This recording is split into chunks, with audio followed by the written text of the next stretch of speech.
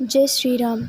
यहाँ पे हम श्री रामचरितमानस के उत्तरकांड में तुलसीदास जी ने लिखा है कि कलयुग में कैसे कैसे सब लोग धर्म से अपने विक्षिप्त होंगे, दूर हो जाएंगे, धर्म को अपने छोड़ देंगे और कैसे कैसे उल्टे प्रभाव पड़ेंगे धर्म के प्रति, और स्त्रियों की क्या दशा होगी और वो कैसे बदलती जाएंगी धर्म से अधर्म की ओर में। अबला कछ भूषण भूर क्षुधा, धनहीन दुखी ममता बहुधा। सुख चाहे मूढ़न धर्म रता, मति थोरी कठोर न कोमलता। नर पीड़ित रोग न भोग कही, अभिमान विरोध अकारण ही। लघु जीवन संबत पंच सदा, कल्पांत न नास गुमानु असा। कलिकाल बिहाल किए मनुजा, नहीं मानत कोय अनुजा तनुजा। नहीं दोष विचार न शीतलता, सब जाति कुजाति भय मंगता। ईर्षा पुरुषार्थ लोलुपता, भरपूरी रही समता बिकता।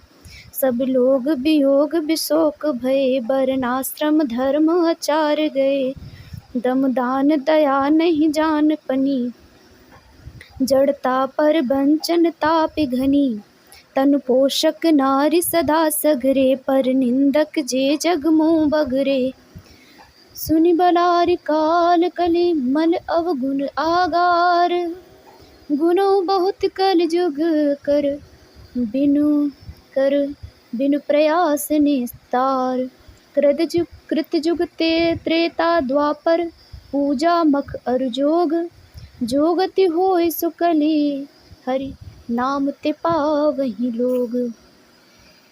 यह भी कहा गया है कि कलयुग अच्छा भी है, क्योंकि कलयुग के हमें बुरे कर्मों की तरफ नहीं देखना है, हमें अच्छे कर्मों की तरफ देखना है। अब हम आइए आप सबको अर्थ समझाते हैं। इस यहाँ पे स्त्रियों का वर्णन कैसे हुआ है कि कलयुग में कैसे स्त्रियाँ और पुरुष भी कैसे धर्म से अधर्म की ओर बढ़ेंगे। स्त्रियों के बाल ही भूषण होंगे, उनके शरीर पर कोई भी आभूषण नहीं रह गया होगा और उनको भूख बहुत लगती है, अर्थात वे सदा अतृप्त ही रहती हैं। वे धनहीन और बहुत प्रकार की ममता होने के कारण दुखी रहती हैं। वे मूर्ख सुख चाहती हैं, पर धर्म में उनका प्रेम नहीं है। बुद्धि थोड़ी है और कठोरता है, उनमें कोमलता और दया नहीं है। मनुष्य रोगों से पीड़ित है, भोग सुख कहीं नहीं है। बिना ही कारण अभिमान और विरोध करते हैं। 10-5 वर्ष का थोड़ा सा जीवन है, परंतु घमंड ऐसा है मानो कल्पांत प्रलय होने पर भी उनका नाश नहीं होगा। कलिकाल ने मनुष्य को बेहाल अस्त व्यस्त कर डाला। कोई बहन बेटी का भी विचार नहीं करता।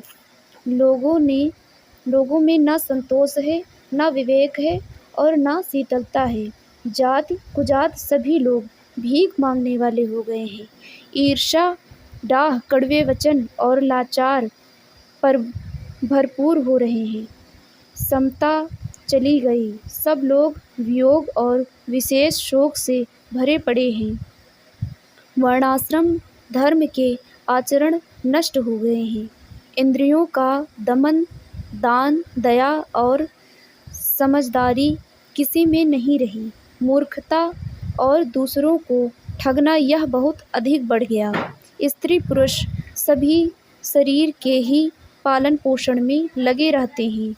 जो पराई निंदा करने वाले हैं, जगत में वे ही फैले हैं। हे सर्पों के शत्रु गरुड़ जी, सुनिए। कलिकाल पाप और अवगुणों का घर है, किंतु कलयुग में एक गुण भी है, बड़ा है कि उसमें बिना ही परिश्रम भाव बंधनों से छुटकारा मिल जाता है। सतयुग, त्रेता और द्वापर में जो गति पूजा, यज्ञ और योग से प्राप्त होती थी, वही गति कलयुग में लोग केवल भगवान के नाम से पा जाते हैं।